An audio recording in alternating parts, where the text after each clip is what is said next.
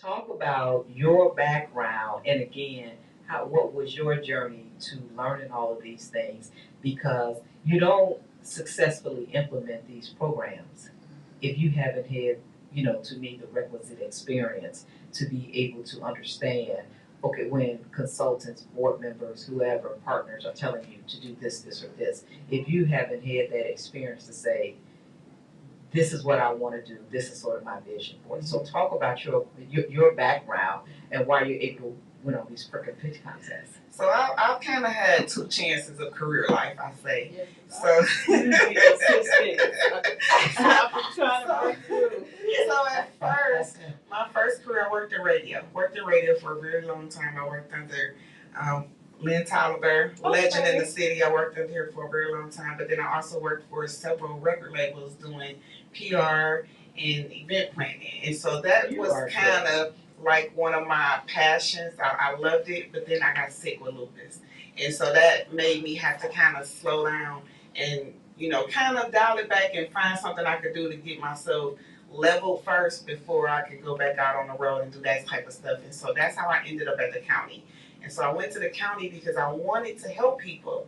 And so I got a job as a caseworker, but because of my alpha personality, they put me in this role of a hearings officer. And so it was my job to defend the agency when they terminated benefits.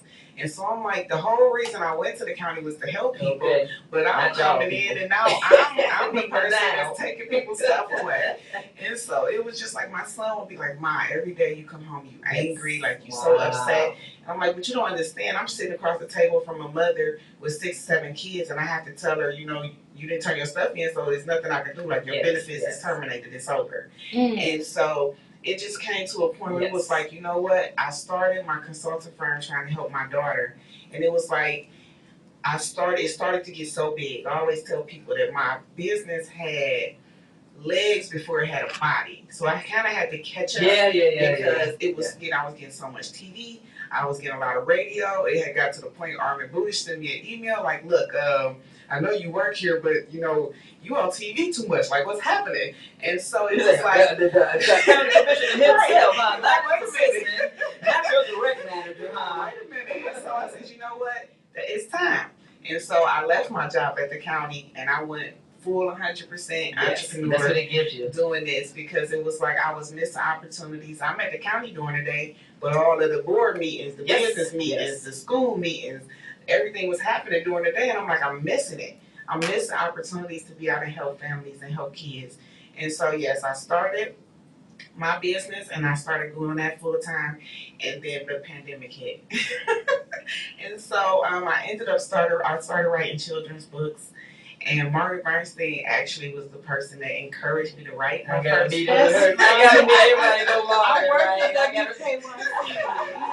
I gotta meet her with her next week. Amazing. So I interviewed her for the Great Black Authors Expo. I interviewed her, and she kind of flipped it on me. And she's like, "Have you ever wrote a book?" And I was like, "I don't write books. Like, I do workshops." And so she's like, "Have you ever journaled?" And so I used to take notes when I would take my son on college visits, and I took notes about when I took my grandson on a college visit. And she was like, "That's a book." And she's like, "I'm gonna edit it for you." And I'm like, Margaret got awards and stuff. I'm like, "You gonna edit my book? Like, little me?" And so she ended up editing the book. It's called Zakari Goes to College. That was my first book. And then they just kind of grew from there. I'm currently about to release my 6th title. And so it's just like, it's been therapeutic. It's been fun. I love my books. They all feature characters of color. And each book in the back is some sort of resource. So my books are family books. They're not just children's books. Okay. Wow, that's an unbelievable background. I mean, that's like, perfect world type, stuff, right? That it, when things happen to me, I work on patience a lot. But when I'm going through things like I am now,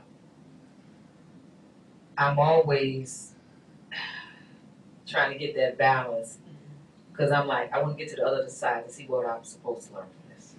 And I want this thing to be behind me because whatever this is on the other side for me, I'm sure that's what I want to be doing and should be doing. Like you're saying, when the county commissioner who gets a freaking call from the person at the top. I mean, you don't get that.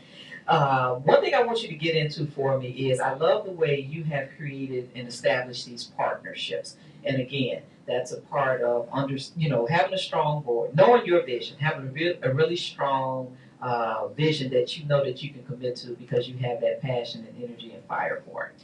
It's another thing to be able to surround yourself with the appropriate board members. Like it's a young lady that I want her to come on the show, and she was like, I can't do this, this, and this. And I said, okay, so you have to find people that specialize in what that mission is that you have there and get them on your board, right? And then the other thing is you have to be able to establish the partnerships that go with all of those other parts because the board members are not full-time staff. And so they're not going to be there. And so you need to be able to have these things so that you learn from them and they take the lead on doing certain things. And so these partnerships are very important. Talk about how you went out, aside from the frat brothers, the frat guys.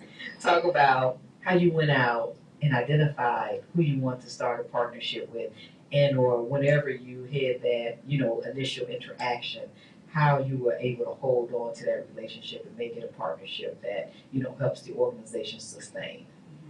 So I have to start by saying Al Grimes with the Fatherhood Initiative. When I first had the idea, I actually told him the idea. We were in a group. Who was Al Grimes, please? Oh, he is the director of the Cuyahoga County Fatherhood Initiative. I call that's Uncle Al.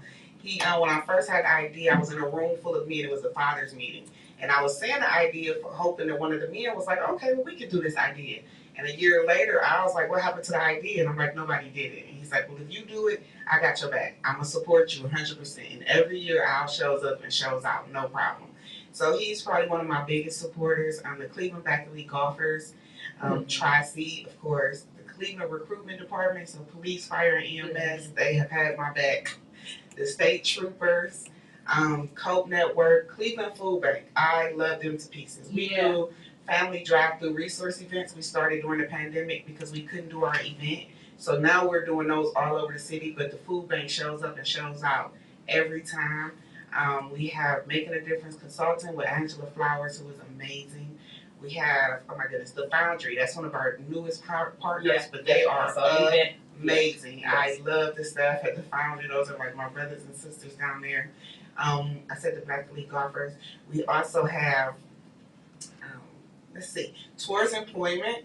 We have the Buckeye Health Network is a huge partner. The, who else? Oh my goodness, I'm forgetting. We got so many partners. Oh, we got a lot of partners. The Cleveland Foundation. Yes. Cleveland Foundation is a huge financial supporter. Amazon, Jack's Casino. We also have Clean Express Auto Wash. I have to say Clean Express Auto Wash. They are a huge partner of ours. They sponsor our retreat every year. But I have to say something about the guy that owns it because he's not from Cleveland. But when I say he pours into nonprofits in Cleveland, like it's nobody business. So if you have a nonprofit, look out for John. He's a good guy. He has locations all over Ohio now and Pennsylvania. But he supports. He has sponsorships and he has grants that he pays out to nonprofits in Cleveland. So he's amazing. I love John. He cool. Who else supports us? Oh my goodness, we got so many supporters, and our support continues to grow. Like the more we are out here, the bigger the support gets. Wow. Oh, Finish Line! I can't even believe I don't know. I have to say Finish Line. JD Finish Line is one of our biggest sponsors, supporters. Most of our volunteers come from Finish Line. I love the managers there. They all come out to our events. They are part of our STEM program. They are huge supporters. So shout out to JD Finish Line. I love y'all.